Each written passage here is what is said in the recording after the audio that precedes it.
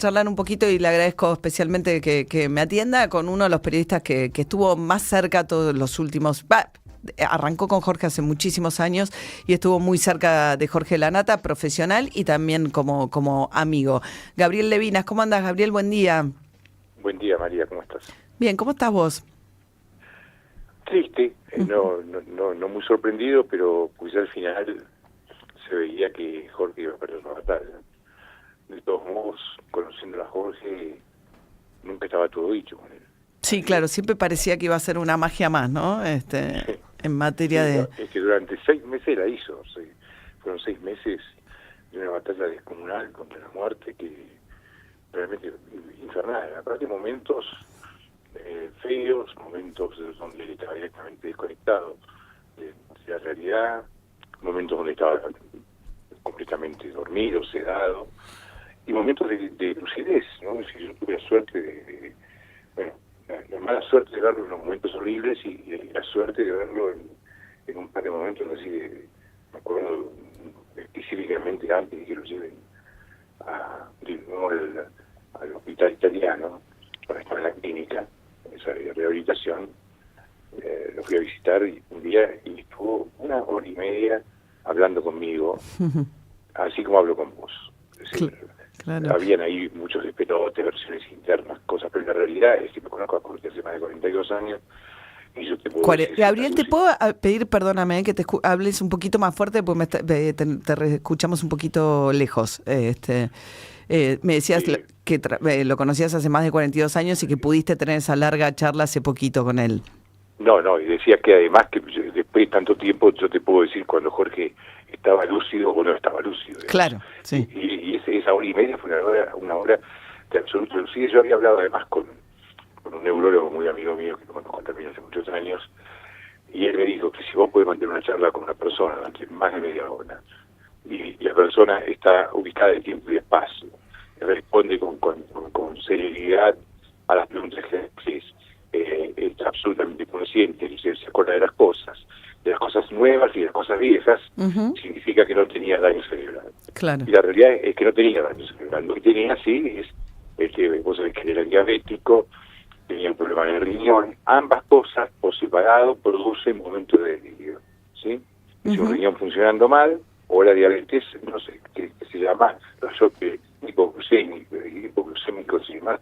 Yo tenía un amigo que era diabético que de repente se olvidaba de comer y le entraba a decir boludeces de manera impresionante. Pero la verdad es que Jorge estuvo, y nos reímos, tenía bastante conciencia de la situación política, inclusive habló de su momento también de lo que estaba pasando en Israel, me dio su diagnóstico, que era que eso no tenía arreglo, cosa que él solía pensar.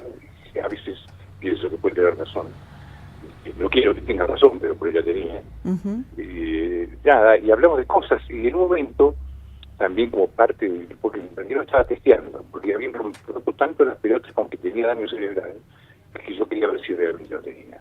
Porque si tenía daño cerebral no había ninguna chance de que vuelva a ser quien era, ¿no? Entonces saqué el celular y le empecé a mostrar cuadros.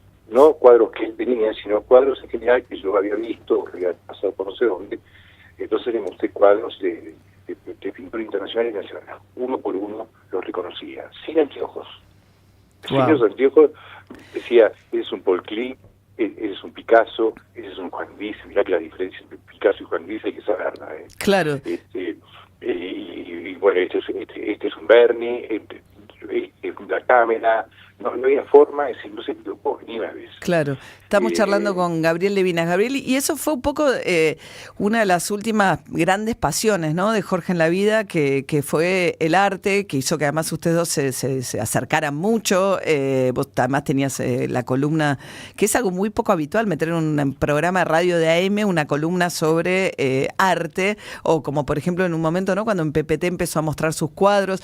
Jorge era yo cuando lo conocí hace muchísimos años, coleccionaba relojes, tenía una cosa como compulsiva también, pero eso lo volcó al arte y fue, no sé, bueno, vos sabrás porque conoces además la colección, fue finalmente un gran coleccionista de arte también. Sí, fue un gran coleccionista, pero yo lo llevo tal vez a una cosa que al final confluye siempre, que es la relación entre la cultura, el arte y el poder. Jorge era indudablemente uno de los tipos más poderosos de la Argentina en los últimos años, por su capacidad de influir, por su capacidad inclusive de destruir políticamente a Rentería. De hecho, no vamos a discutir política ahora, pero lo que hizo Jorge no es habitual en un periodista. Cuando llegas a tener conciencia real del poder, porque lo tenés, porque lo vivís, y sos inteligente, y sos buena persona, porque Jorge es un buen tipo, empezás a tener también conciencia de la importancia que tiene la cultura en el diseño del futuro de un país. Y yo creo que tenía eso. Nosotros no, por ahí, uno haciendo cada cual su cosa, no le presta atención a eso, pero ¿vos pensás que era posible Elon Musk sin Leonardo da Vinci y sin Julio Verne? Es decir, que hay algo que tiene justamente la cultura, que es el futuro. Y cuando un político, un hombre poderoso, piensa que solamente presente es lo que tiene que llevar adelante, y se olvida que alguien tiene que estar encargándose del futuro, y se caga en la cultura, y se caga en el trabajo de tanta gente. Yo creo que Jorge la pescó, y cuando la pescó, primero empezó comprando cuadros que la verdad que no eran muy lindos, no había ningún cuadro no lastimaron a nadie, y poco a poco fue sofisticando su gusto. Y además lo que hacía Jorge, él estudiaba, leía, a veces se pasaba 2 horas por día mirando obras de arte por internet, eso ayudaba mucho porque ya a partir de ese momento tampoco se podía mover con libertad. De vez en cuando nos íbamos juntos, él me decía a la tía, yo le decía a la tía, porque éramos como 2 tías, cuando yo le iba a visitar, se llaman masitas, a propósito, para joderlo, como las tías cuando se visitan que se llaman masitas y se llaman bombones, ¿no? Entonces me decía que hace tía, y las tías nos vestíamos y nos íbamos de paseo a visitar galerías de arte. Claro, cuando todavía se podía mover. Claro. Entonces no se podía mover y lo invitaban a él, me decía, anda a mirar. Entonces yo iba y miraba los cuadros con él, le contaba, le traía fotos, y él cumplía a través de mis patas con su interés por el arte. Pero vuelvo a repetirte, me parece que lo más importante de ese acceso de él al arte tiene que ver con una comprensión más cabal de lo que es el poder y de lo que es la cultura. Que además él siempre fue un hombre de la cultura, el porteño de Olveira siempre quiso ser un escritor, él le dio espacio en Página a los mejores escritores del momento, con Mediante, con guionistas enormes. Sí, incluso la camada que se estaba formando en ese momento, Rodrigo Fresán, Juan Forn, no solamente los que eran ya por ahí escritores consagrados en ese momento, como Miguel Briante, Osvaldo Soriano, Osvaldo Bayer, ¿no? Todo eso empezó, la verdad es que ahí soy medio culpable también, porque eso empezó en El Porteño. Claro, que fue la revista que sale de la primera revista como post-periodo democrático, ¿no? No, post-dictadura. ¿Salió en dictadura? Salió durante la dictadura, así 2 años de dictadura. Claro. De hecho, nos cagaron a bombazos los militares. Claro.